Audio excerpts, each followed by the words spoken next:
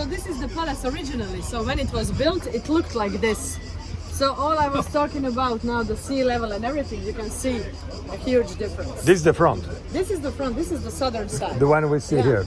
So this is one of the towers, you can see it in here, that it's still preserved. We have this one in here, but this one it's turned to habitation, so it's a living building. There are people living inside of this building. It's, I mean, unbelievable.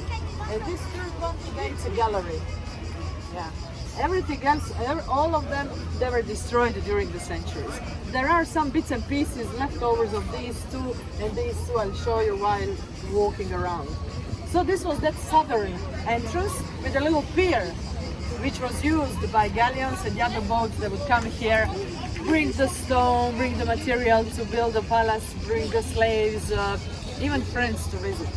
This was his residential area, his gardens that unfortunately don't exist anymore. Not much of a greenery inside of the palace, unfortunately. His private rooms, his baths, living room, reception room, big one. So this was all made for his private needs.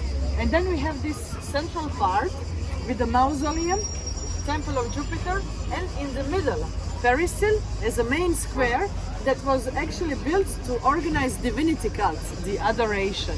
So the Emperor Diocletian, despite he retired, he continued to be adored by his people.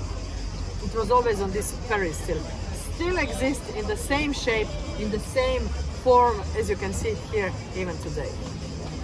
And unfortunately, ironically more, this mausoleum that was built for the needs of the Emperor Diocletian during the Middle Age was transformed into a split cathedral, dedicated to a first bishop from this area, St. Domnius, who became a holy patron of the city of Split.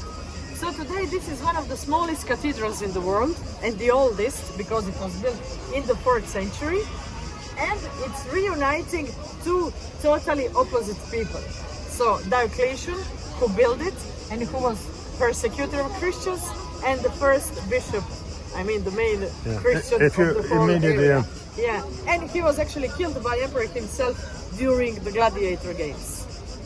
These are known as the martyrs from Salona.